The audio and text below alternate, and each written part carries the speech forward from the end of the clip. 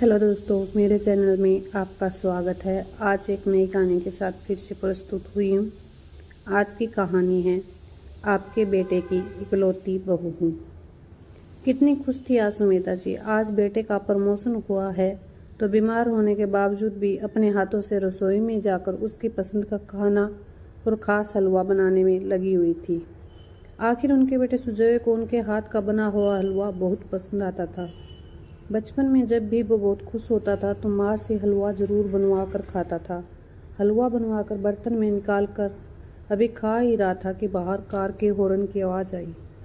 सुमेधा जी ने फटाफट जाकर दरवाज़ा खोला तो सामने सुजय की पत्नी भव्या, उसकी मम्मी मधु जी और छोटी बहन सुनीति थी। सुमेधा जी को सबको एक साथ देखकर बड़ी हैरानी हुई, पर वे बोली कुछ भी नहीं। इतने में सुजय भी कार पार्क करके आ गया और आते ही सुमेधा जी के गले लग गया। सुमेधा जी ने सुजय को बहुत बहुत बधाई दी और उसके बाद सभी को अंदर लिवा आई। सभी को हॉल में बिठाकर सुमेधा जी फटाफट रसोई में गई और सबसे पहले घर में काम करने वाले कमला को सभी को पानी सर्व करने के लिए कहा। सबको पानी सर्व करने के बाद वे अपने हाथों का बना हुआ गर्मा गर्म हलवा एक कटोरी में डालकर सुजय के लिए ले आई और एक चम्मच में हलवा लेकर सुजय के मुंह की तरफ बढ़ाते हुए बोली, बेटा आज बहुत खुशी की बात है, जो तेरा सपना था आज वो पूरा हुआ।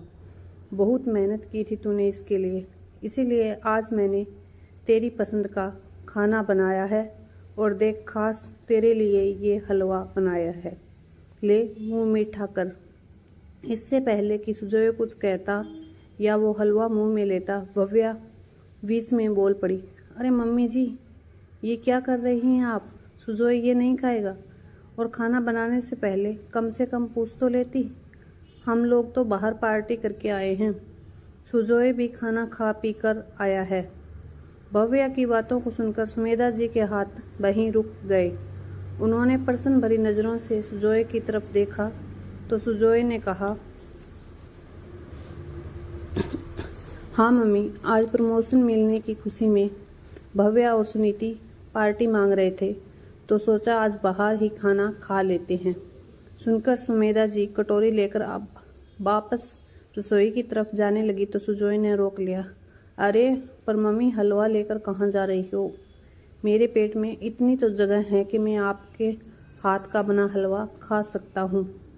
जब तक आपके हाथ का बना हुआ मीठा मुंह में नहीं जाएगा तब तक लगेगा ही नहीं कि कुछ करके दिखाया है।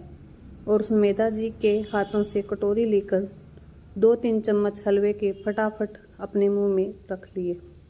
ये देखकर जहां सुमेधा जी की आत्मा तृप्त हो गई, वहीं भव्या चिढ़ गई। उस समय तो भव्या कुछ नहीं बोली, लेकिन रात को कमरे में भव्या इस बात पर सुजय से बहस करने को तैयार हो गई। जब आते समय सुनिधि ने आपसे कहा कि चलिए जीजा जी गोलगप्पे खाते हुए चलते हैं, तो आपने क्या कहा कि मेरे पेट में बिल्कुल जगह नहीं है, लेकिन यहाँ अपनी माँ के हाथों का बना हुआ हलवा खाने के लिए पेट में जगह बन गई। यही कदर है मेरे परिवार की। भव्या की बात सुनकर सुजय को भी गुस्सा आ गया तो उसने कहा, मैं तुम्हारे परिवार के साथ ही पार्टी करने गया था, जबकि मेरी माँ घर पर ही थी।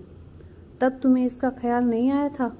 माँ ने बीमार होते हुए भी मेरे लिए हलवा बनाया, ये नहीं दिख रहा? सिर्फ 2-3 चम्मच हलवे के खा लिए तो उसमें क्या गलत कर दिया? माँ तो खुश हो गई ना। अच्छा, तुम्हारी माँ की फिक्र है, लेकिन मेरी बहन के इमोशन की कोई फिक्र नहीं।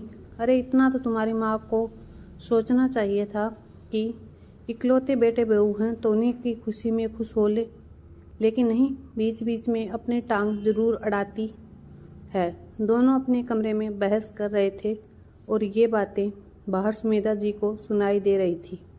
सुनकर बड़ा दुख हो रहा था।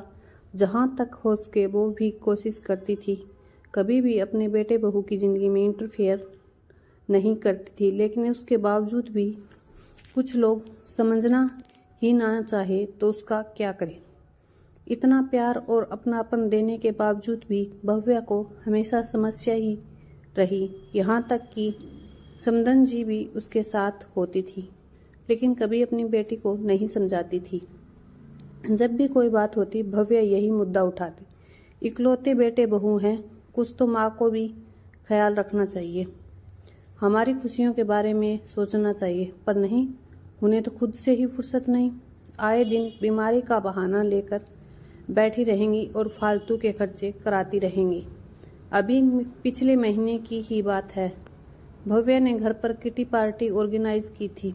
उसकी सारी सहेलियों को बुलाया था, पर उस दिन कमला के घर में जरूरी काम आ गया तो वो काम पर नहीं आ पाई। बस फिर क्या था, भव्या ने सुमेधा जी को काम करने के लिए कह दिया। 2-3 लोगों का खाना बनाना अलग बात है, लेकिन इतने लोगों का नाश्ता आखिर उनसे कैसे बनता। इसीलिए उन्होंने कह दिया, बहू नाश्ता बाहर से मंगवा लो, क्यों बेवजह परेशान होती हो। तो उनकी इसी बात पर उनकी बहू भव्या भड़क कर बोली, अरे मम्मी जी, मैं आपकी इकलौती बहू हूँ, क्या आप मेरी खुशी के लिए इतना भी नहीं कर सकती। आपके इकलौते बेटे की पत्नी की खुशी आपके लिए कोई मायने नहीं रखती। मेरी सहेलियां क्या बाहर का खाएंगी? नहीं नहीं, आपको तो खाना बनाना ही पड़ेगा। देख बहू, अभी मैं हाँ कर दूं और फिर बीच में ही सब कुछ छोड़ दूं, इससे अच्छा है कि तू या तो बाहर तेरी किटी ऑर्गेनाइज कर ले या फिर किसी महाराज को कहकर घर में खाना बनवा ले। इतने लोगों का खाना तो मुझसे नहीं बन पाएगा। जब सुमेधा जी ने साफ साफ शब्दों में कहा, तब भी भव्या बहुत नाराज हुई थी। हालांकि उसने अपनी किटी बाहर रेस्टोरेंट में ऑर्गेनाइज कर ली, पर 3 दिन तक सुमेधा जी से बात तक नहीं की। कुछ दिन बाद भव्या की किसी सहेली की शादी थी। उस दिन सुमेधा जी की तबीयत सुबह से ही थोड़ी खराब थी। जब शाम को सुजोय घर आया तो भव्या शादी में जाने को तैयार थी, तो सुजोय ने कहा, अरे पर माँ की तबीयत खराब है, ऐसे में हम कैसे जा सकते हैं। भव्या जानबूझकर सुमेधा जी को सुनाते हुए बोली, अरे थोड़ी बहुत तबीयत खराब है, अभी फिलहाल तो सब ठीक लग रहा है, और वैसे भी कमला घर पर ही है। भला माँ जी अपने इकलौते बेटे बहू को क्यों रोकेगी। आखिर उनकी इकलौती बहू की खुशी की बात जो है, आखिर सुमेधा जी क्या कहती। उन्होंने सुजोय को जाने के लिए कह दिया। भव्या और सुजोय शादी में रवाना हो गए। वो लोग अभी शादी में पहुंचे ही थे कि आधे घंटे बाद ही घर से कमला का फोन आ गया कि सुमेधा जी की तबीयत बहुत ज़्यादा बिगड़ गई है। फोन रखकर सुजोय फटाफट भव्या के पास गया और बोला, हमें अभी इस समय घर निकलना होगा, माँ की तबीयत बहुत ज़्यादा बिगड़ गई है। सुनकर भव्या का मुंह बन गया, लेकिन बोल भी क्या सकती थी, इसीलिए सुजोय के साथ घर रवाना हो गई। घर आकर देखा तो सुमेधा जी अपने कमरे में निडाल सी पड़ी हुई थी। सुजोय उन्हें लेकर फटाफट हॉस्पिटल गया तो पता चला कि उनका बीपी लो हो गया था। जब बीपी नॉर्मल हो गया तो 2 घंटे बाद हॉस्पिटल से डिस्चार्ज कर दिया गया। सुमेधा जी अब पहले से थोड़ी बेहतर थी। सुजोय सहारा देकर कमरे में लाया और लिटा दिया। इधर भव्या भरी बैठी थी। उसे तो ऐसा लग रहा था जैसे सुमेधा जी नाटक कर रही हैं। भला 2 घंटे में ही कैसे तबीयत ठीक हो गई। अब वो इस बात का आर या पार का फैसला चाहती थी, पर सुजोय के सामने नहीं। दूसरे दिन भी उसे सुबह से बस इसी बात का इंतजार था कि कब सुजोय जाए और कब वो सुमेधा जी को 2 बातें सुनाए। जब सुजोय चला गया तो उसने यह भी देखा कि वो ऑफिस गया है या आसपास ही। सीधे सुमेधा जी के कमरे में जाकर चिल्लाना शुरू कर दिया, आपको शर्म नहीं आती? आपसे अपने इकलौते बेटे बहू की खुशियां भी नहीं देखी जाती? शादी में पहुंचे नहीं कि आपने कॉल करवा दिया, और ऐसी कौन सी तबीयत खराब हो रही थी जो 2 घंटे में ही ठीक हो गई? इससे अच्छा तो 2 घंटे इंतजार ही कर लेती। 2 घंटे बाद घर आ ही जाते ना हम लोग, फिर आराम से निडाल होकर पड़ जाती। जब देखो बस अपने बेटे को फ़ोन करके परेशान करती रहती है। इकलौता बेटा है तो क्या सिर पर चढ़कर नाचेंगे आप? उसकी बात सुनकर सुमेधा जी हैरान रह गई। फिर थोड़ा संभल कर बोली, बहू, भला मैं क्यों तुम्हारी खुशियों से परेशान होऊंगी। मेरी सचमुच तबीयत खराब थी।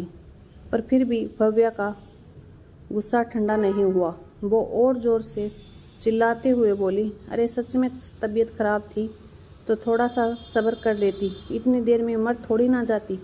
जब देखो मेरे पति को फ़ोन लगा देती हो। बस कर बहू, बहुत बोल लिया तूने। अगर तेरा पति मेरा इकलौता बेटा है तो ये मत भूल कि मैं भी तेरे पति की इकलौती माँ हूँ। उससे नहीं बोलूँगी तो किससे बोलूँगी। देखती हूँ कि कैसे। अब या तो वो आपका रिश्ता रहेगा या फिर मेरा। ठीक है, दरवाज़ा खुला है, तुम जा सकती हो। अचानक सुजोय की आवाज़ सुनकर भव्या ने पलट कर देखा तो सुजोय पीछे खड़ा था, साथ ही उसकी मम्मी और बहन भी। लेकिन अब तो बात निकल चुकी थी, इसीलिए भव्या ने रोते हुए अपनी मम्मी से कहा, देखा मम्मी आपने, अपनी माँ के लिए सुजोय मेरे साथ कैसा बिहेवियर करता है। बस बहुत हुआ, आज तो फैसला होकर रहेगा। या तो यह औरत इस घर में रहेगी या मैं। मुझे सास नाम का झंझट मेरी जिंदगी में नहीं चाहिए। लेकिन इससे पहले भव्या की माँ कुछ कह पाती, सुजोय ही बोला, अच्छा फिर ठीक है, मुझे भी सास नाम का झंझट नहीं चाहिए, पर शर्त यह है कि तुम भी अपनी माँ से नहीं मिलोगी और मैं भी अपनी माँ से नहीं मिलूँगा। शर्त मंजूर है तो बोलो, तब तो मैं भी तैयार हूँ। और दूसरा ऑप्शन भी है मेरे पास कि माँ तो इसी घर में रहेगी। हाँ, तुम्हें मेरे साथ रहने की इच्छा है तो हम दोनों किराए के कमरे में रहने चलेंगे। अब मेरी सैलरी में से आधी सैलरी तो मम्मी के पास आएगी, क्योंकि बेटा होने के नाते मुझे भी खर्चा देना पड़ेगा। आप आधी सैलरी में ही किराया, सेविंग, घर का खर्चा तुम कर सको, तुम देख लो। शर्त मंजूर है तो बोलो। अब ना तो भव्या से कुछ बोलते बना, ना ही उसकी मम्मी ने कुछ कहा। आखिर जिसे ऐशो आराम की ज़िंदगी जीने की आदत हो गई हो, वो भला ऐसी ज़िंदगी सोचकर ही सिहर जाता है। बस थोड़ी देर में ही भव्या के आंसू गायब हो चुके थे और वो चुपचाप चाय नाश्ते की तैयारी करने चली गई। वो दिन था और आज का दिन है। आज तक भव्या ने सुमेधा जी को परेशान नहीं किया। ये थी आप इसकी कहानी। आप लोगों को कैसी लगी कमेंट करके ज़रूर बताइएगा। आजकल ये हर घर की परेशानी बन चुकी है। सास बहू के बीच तकरार पहले भी आम थी, लेकिन आजकल ये समस्या बहुत ज़्यादा बढ़ चुकी है। और दूसरी जो चीज़ें बढ़ी है वो ये है कि मायके वालों का इंटरफेयर बेटे के ससुराल में बहुत ज़्यादा होने लगा है, जो पहले नहीं होता था। और बाकी की रही सही कसर घर तोड़ने में जो पूरी करती है वो है मोबाइल। थोड़ी सी बात हुई नहीं कि मोबाइल से वो बात इधर से उधर पहुंच जाती है। आपको इस कहानी के बारे में क्या लगता है, आपके क्या विचार हैं, कमेंट करके ज़रूर बताइएगा। थैंक यू सो मच मेरी कहानी सुनने के लिए।